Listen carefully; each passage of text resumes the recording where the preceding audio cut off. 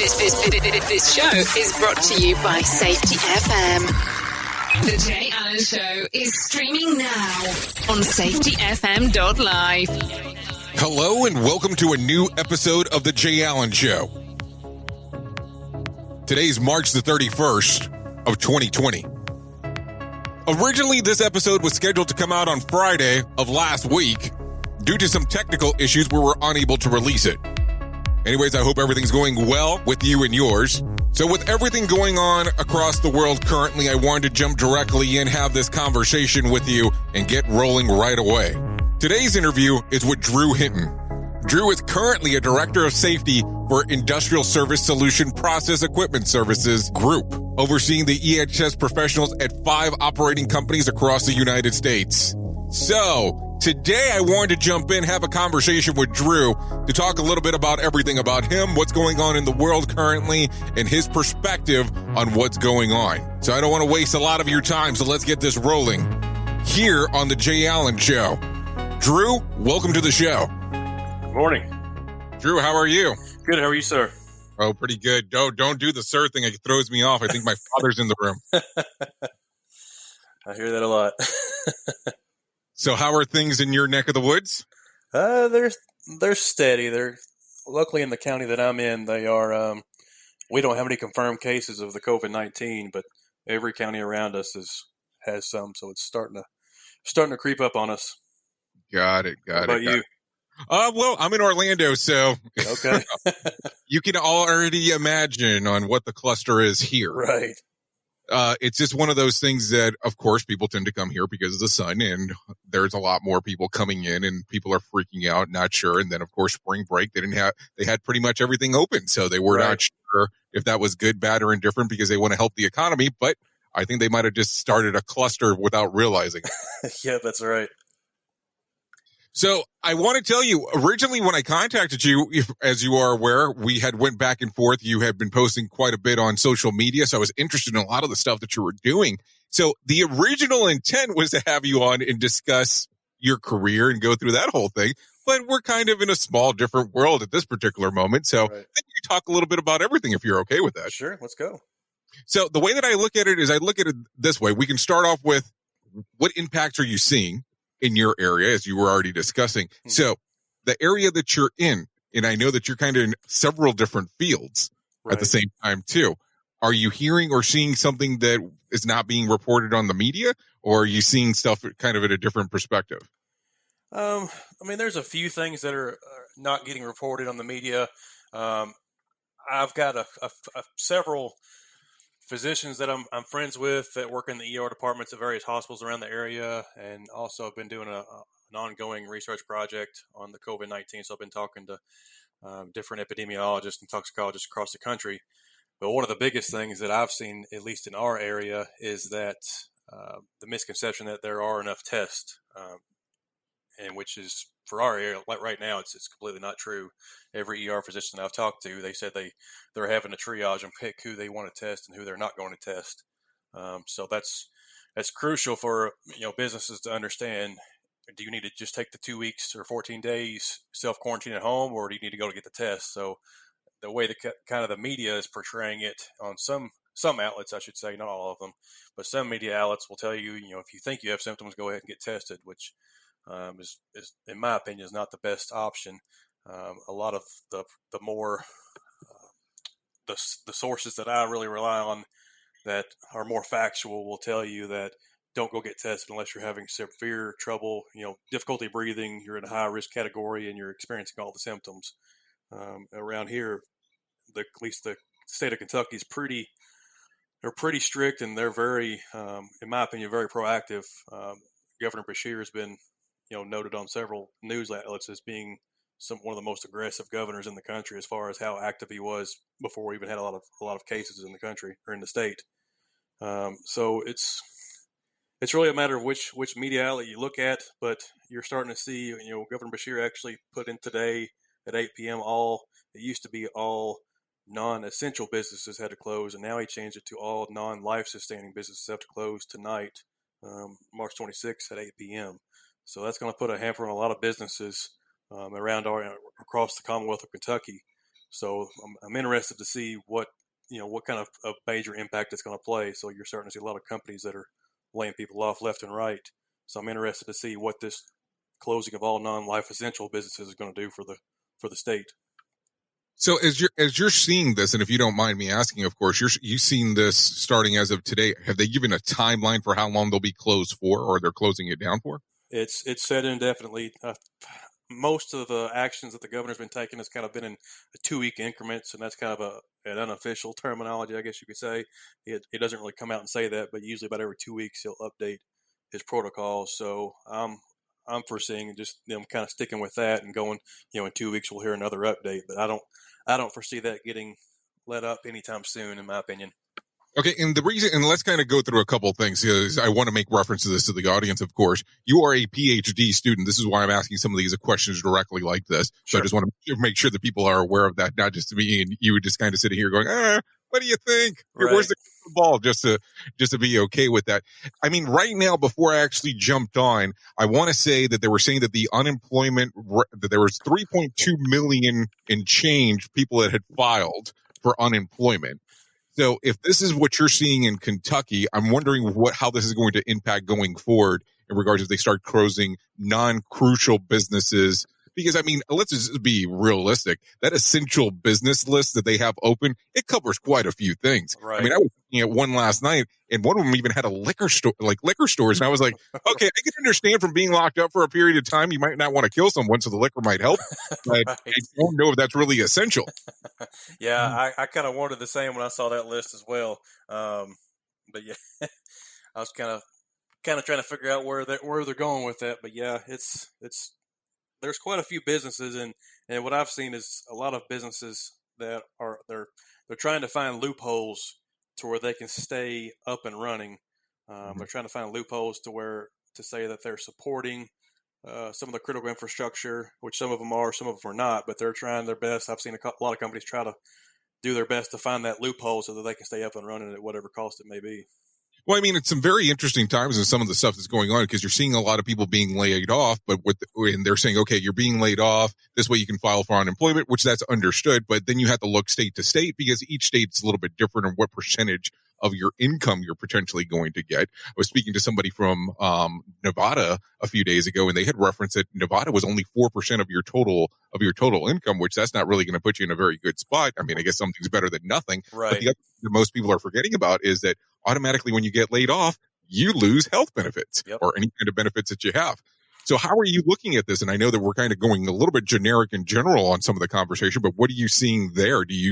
Are you noticing some of these very odd things on how this now with universal health care? And I know this can almost become a political rant, so I want to be very, very careful on how I go here, but it almost seems like it's a necessity to an extent. I mean, I think it's really weird because this is the opportunity for people to go to the ballot box. And I've said this on some of the other shows where you can vote if you're in the Democratic Party, where you have the opportunity of actually voting for a guy who wants universal health care or, and the other guy that's kind of open to the idea. And of course, we have some people that are already in the White House that have their own idea on how things are done. And I'm not saying one's good, one's wrong, but what are your thought process on the whole thing?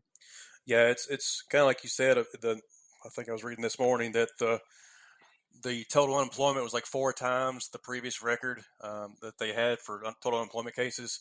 So I don't think the country as a whole in general, I know some, it's different from site to site, but I don't think we were ready as far as looking at all the indirect effects of this pandemic. And like you mentioned with the healthcare cost, and you can get COBRA to the extent that you can, and they're slowly passing some of these legislative executive orders to where you can get extra sick days, and the government will reimburse you at the end of the year, or reimburse the company at the end of the year.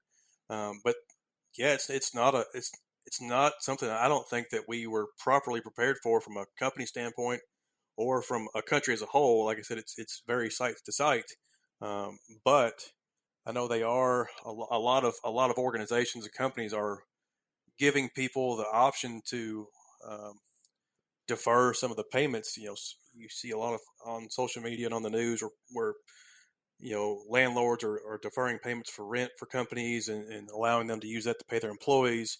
But even with student loans and all these other different things, they're allowing you to defer that that payment for, different periods, 1 month, 2 month, 3 months, whatever it may be, so that you can pay off the essentials. So like you said, you're losing your employer benefits. So you're losing that portion that they're paying.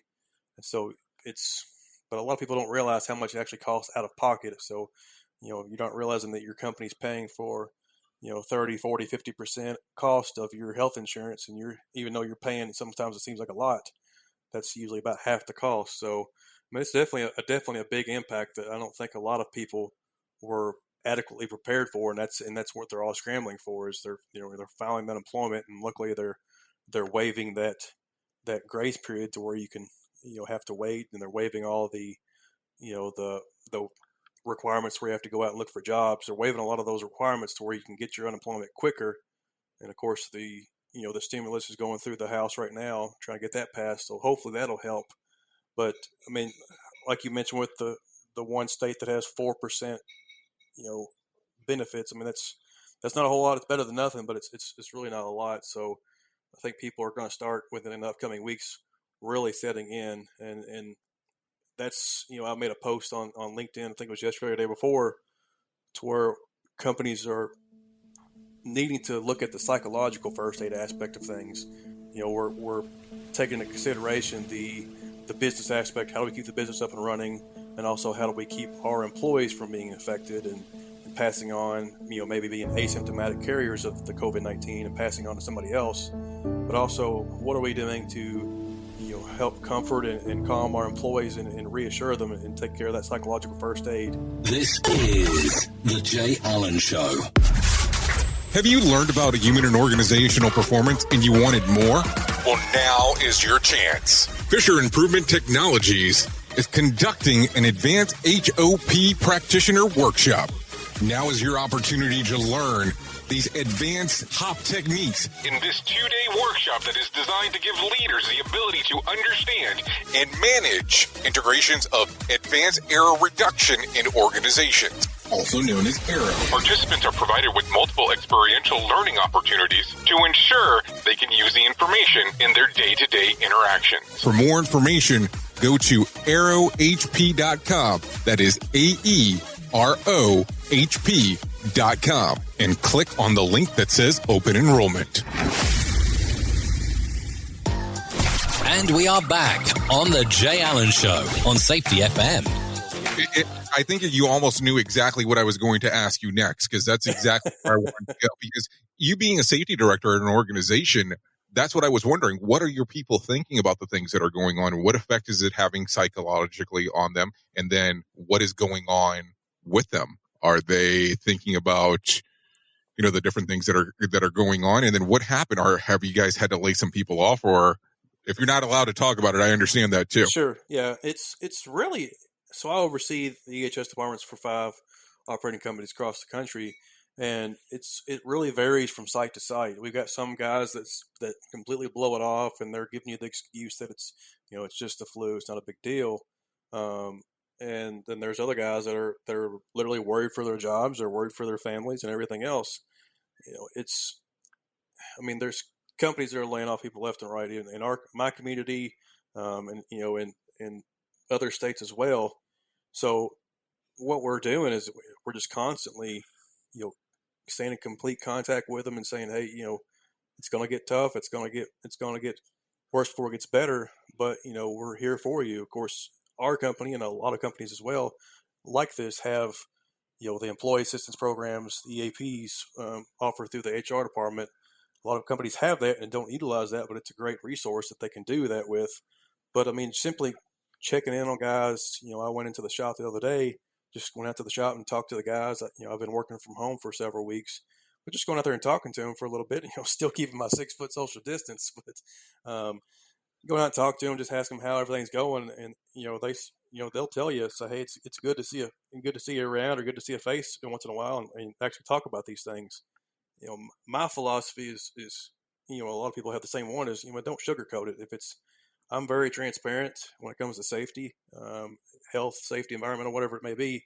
I'm 100% transparent. So if it's bad out there, I'll let you know, and you're going to know my stance on it. If it's good, then I'll let you know that as well. So that's my stance is, be honest with them. I learned that back from my days in EMS is, if we had a patient, when I was working in EMS, if we had a patient that, was in a grave situation, they were having cardiac arrest or whatever it may be, a pretty serious situation. The one thing I was taught from the very beginning was never to tell the family that it's going to be okay. Always, tell them something, we're doing everything we can, we're doing the best we can, they're in good hands.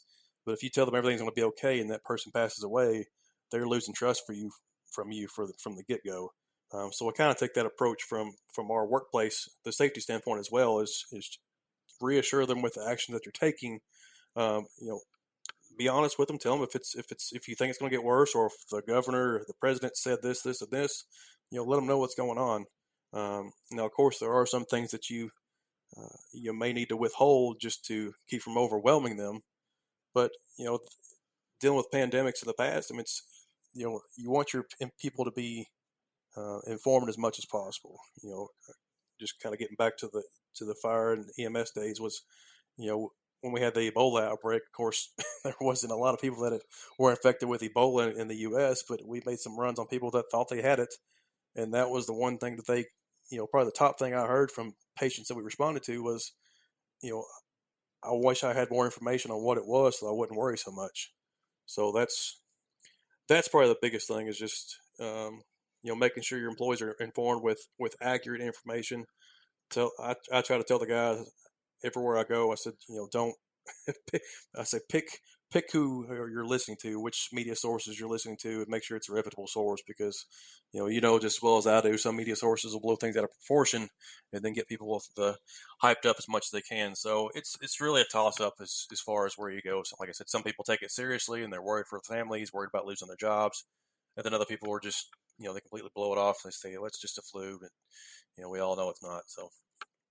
So what are you thinking overall, if you don't mind me asking, of course, having the EMT background, of where they're saying, okay, you can go stand in line, and I'm not talking about the car lines, I'm talking about where you go physically stand in line to get tested to see if you have it or not. Do you think this is a good idea or a bad idea based on your previous experience? I mean, as long as you're doing your social distancing, I mean, that portion of it's fine. My concern is it gets into having enough tests, which most of the places are not going to test you unless you check all the boxes on the criteria. If you have all the symptoms, you're around somebody that was traveling to an area that may have had it, or they were treating somebody that may have had it. Most places that are doing this testing in line, they'll make sure you're checking all the boxes. Now, of course, there is a risk that you sometimes contract it, and that's one thing that I've kind of the philosophy that I've lived off of is you can make all these rules and policies, administrative controls, do your 6 foot social distancing, wash your hands, but you have to plan for people not to follow that. You're not going to get 100% compliance with every single policy. So you have to plan for people not to follow those guidelines, and somebody's going to get within 6 feet. Somebody's going to cough and not cover their mouth or whatever it may be. So you have to plan for that. So with these, I think it's good to keep, if they're doing it in a clinic setting or an outside setting. I've seen, on the news, a lot of people that were doing it. Basically, they drive up in their car and get tested. The medical professionals will roll their window down and do the test right there on the site. That's not as bad, but I think a big benefit of that is they're keeping these patients out of the ER so that the ERs can focus more on the life-threatening situations, people that actually need care, rather than doing some of the basic triage and things that maybe could have been taken care of by a normal physician. Well, and I have to bring this up because the reason why I asked the question is, like, in the area that I'm currently in, the convention center is opening up, or has opened up, where they're doing tests and they're making people stand in line. And of course, if you're 65 or older, you kind of guarantee that you're going to get a test. Right. If you're 40 or younger, and I don't know what the hell happens between 41 to 64, but that's a whole other story. But if you're 40 and younger, then they kind of make you go through a whole checklist scenario. Right. That's the reason why I asked the question. Now, if you don't mind me asking, what's going on with the schooling right now? I know that you're a student for a PhD. Have they actually moved all your stuff, your coursework, to online, or what's taking place right now? Yeah, so my courses are online already, but I've been getting notification emails from the college as well on their in-person classes, and they've moved all of those to online. I know all of at least here in Kentucky, all the major educational facilities, University of Kentucky, Louisville, Western Kentucky, all the big universities and colleges have moved to online. And I have a daughter that's in elementary school, and they're out at least until April 20th. That was the governor's order. But honestly, I don't foresee them going back till, I don't foresee them going back to the rest of the year just because of how much they've missed already. Now, are you talking about the school year, or are you talking about like the rest of the school year? So yeah, sure. I was like, whoa. Yeah, no. They're out till April 20th, so they have right around a month left in the whole school year to begin with. So I don't foresee them, just because of the situation that's continuously rising. We're getting more cases. I think in Kentucky we've got probably close to 150, give or take, cases right now confirmed.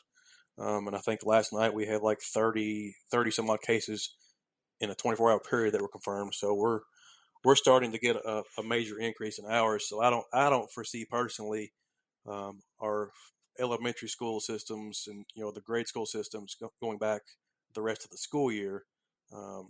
I would say that the universities and colleges will stay with the online system. So like I said, mine was online to begin with, but they'd already transitioned to that as well. And I've talked to a few students that were doing in-person classroom courses at Western Kentucky and Eastern Kentucky, and they're if they've never done online courses, they're struggling with trying to transition to that. So that just adds to the stress factor again on top of that. This is the Jay Allen Show. Wanted to tell you about something special that we have coming up. This will actually be taking place on April the 1st at 3 o'clock Eastern Time on Safety FM. Welcome to a special presentation of a campfire talk featuring Bob Edwards, Mark Easton, Todd Conklin, and hosted by Jay Allen, exclusively on Safety FM. And we are back on the Jay Allen Show on Safety FM.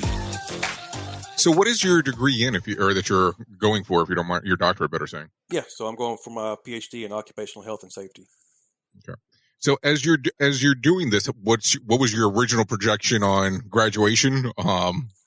If you don't mind me asking, of course, that's putting a lot of pressure. All these people are going to know this. Yeah, no, I'm planning on graduating either the end of 2021 or like January 2022. So within the next year and a half or so is the goal. Now, is this going to change what your dissertation was going to be about? No, my dissertation is going to be the same. I thought about doing something about all this pandemic issue, but I'm actually going to be doing a dissertation on the impairment effects or lack thereof on CBD products within safety sensitive workers. So, and there's not been a whole lot of studies on that. So I'm going to try to figure out one way or the other. This might be a good time to start using, but that's a whole other thing. Yeah, yeah, no kidding. So as we have this conversation, we kind of talk a little bit about everything here, and I know we're trying to make some of this lighter, and it's a very difficult time to do this. What are you seeing as some of the biggest things that are coming out of this in regards of what having an impact to your day in and day out work? I know that you were saying that your people want you to be honest and upfront on what's going on, but what are you seeing as let's just call it what it is, what we do for a living, how it's having such a huge impact. I did see a post that you were actually going back and forth on earlier this morning about how some of the first people that are let go of, and this was somebody else's post, that some of the first things that people let go of is a safety position.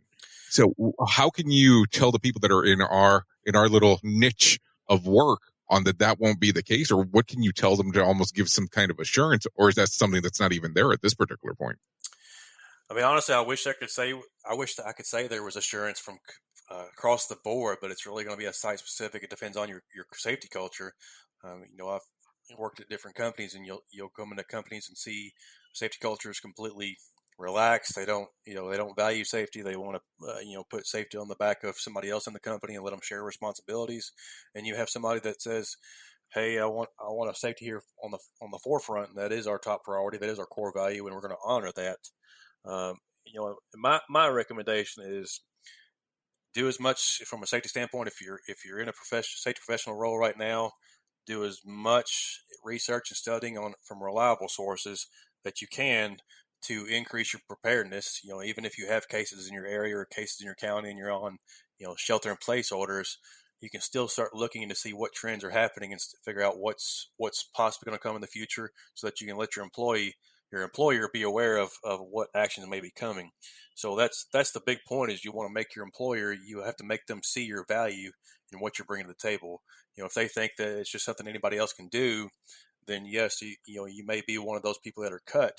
And like the LinkedIn post this morning, it's sad and unfortunate that there are companies out there that will, safety's the first one to cut. But I mean, just like everything else, this is it's a technical field that has specialized expertise. Engineers. I wouldn't want an engineer to be doing safety, and I wouldn't want safety to be doing engineering, and so on and so forth. Sometimes you can intertwine and bounce ideas off each other and help each other out. But it's really like it's a fine-tuned niche that we do. So I think the biggest point is that you have to, basically brag on yourself, and I mean, for lack of better terms, but show what you're bringing to the table, show your worth, and really bust your butt in these times. So this is a pandemic that, of this capacity, not a lot of people is going to be able to say that they've experienced that and actually had a hand in trying to plan it out, prepare for it, and react to it. Moving forward, we can say we're being proactive if we ever have another one like this again. Hopefully we don't. But we have to make sure we're using this as a learning experience. And, the company that I work for, we've got, operating companies across the United States from, Alaska to Florida to New York and everywhere in between. So one of the things we all share with Insight to Sight is looking at, what's going on in Washington, what's going on in New York City, what's going on here, so that we can understand the loopholes, we can understand the things that are working for them, the things that are not working for them, and try to apply that. So, yesterday we had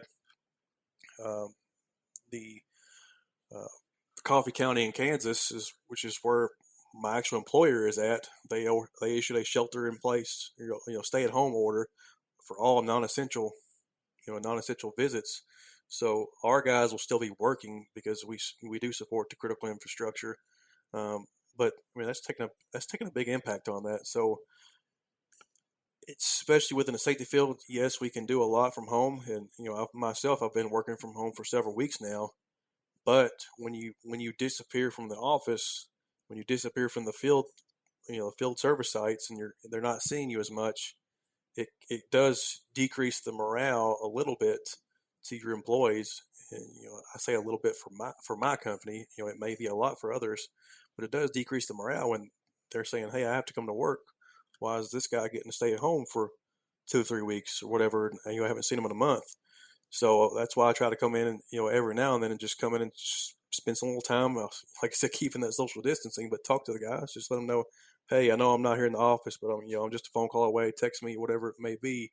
If you need something, I live 6 minutes away from my workplace. So, I always emphasize, hey, if you need something, I can be there right away. So what would be the best advice you can give to a safety professional right now in regards of how to be able to handle this? And I'm not talking about what they need to do at work. I mean, just handling from the standpoint of the things that you're seeing, being as you oversee so many different sites. Right. My biggest thing is to really reach out to your local departments, your local health department. If you have a good connection and good communication with your local hospital, local medical facility, that's something I've been blessed with, and having several connections within the medical field, just because I came from the medical field, so I can have the luxury of talking with physicians and everything else. But that's probably the biggest thing, is to reach out to your local authorities, your health department, your hospitals, that if they can. Some people may defer you away because they're too busy, but just really stay in touch with them and try to figure out build a relationship with them. Like I said, some people were wanting to send people to the hospital from the first sign of symptom that, it may be just a flu and they want to send them to get tested. Figure out what your hospital, figure out what your health department's recommendations are at your local area, figure out what they want to do. So if they say, hey, you have to have these 4 symptoms and all these criteria, communicate that to your employees so that they know, what's recommended. If you have this, then you're going to self-quarantine at home. If you have this, then we'll send you to the hospital to get tested out.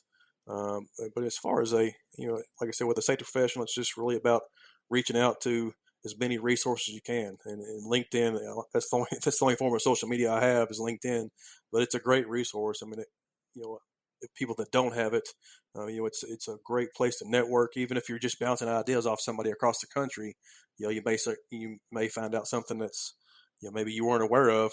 But again, just especially looking from state to state or even city to city within your state, just look at those trends and what's going on to figure out where your area may be heading.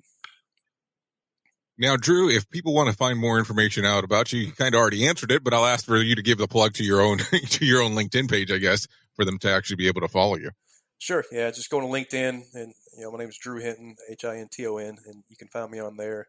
And I'll be more than happy to, answer any questions or help out or give you some guidance. I tell everybody from the get-go, I don't claim to know everything, but if I don't know something, I'll find an answer, at least point you in the right direction to somebody that does have the answer, so I can help out as much as possible. You're not maxed out on connections or anything like that, where they'll just have to be able to follow, right? Just want to double check. Not yet. But not yet. Okay. Well, Drew, let's do this, because I know that, kind of some strange times. I would love to have you back on at some point where we can have a normal conversation where it's not just related to COVID-19 and just cover some information with the audience and what's going on in your world. I really do appreciate you coming on to the show. Absolutely. I appreciate it. Well, this brings another episode of the Jay Allen Show to an end. I appreciate Drew Hinton taking the time today to have the discussion with us. We'll be back with another episode of the Jay Allen Show before you know it. Take care of yourself for the time being. Goodbye for now. The more you listen, the more we get into your head. Safety FM. Wondering how you can show your love? Head over now to Facebook and drop a like. The views and opinions expressed on this podcast are those of the host and its guest and do not necessarily reflect the official policy or position of the company. Examples of analysis discussed within this podcast are only examples. They should not be utilized in the real world as the only solution available, as they are based only on very limited and dated open source information. Assumptions made within this analysis are not reflective of the position of the company. No part of this podcast may be reproduced, stored in a retrieval system, or transmitted in any form or by any means, mechanical, electronic, recording, or otherwise, without prior written permission of the creator of the podcast, Jay Allen. Real world as the only solution available, as they are based only on very limited and dated open source information. Assumptions made within this analysis are not reflective of the position of the company. No part of this podcast may be reproduced, stored in a retrieval system, or transmitted in any form or by any means, mechanical, electronic, recording, or otherwise, without prior written permission of the creator of the podcast, Jay Allen.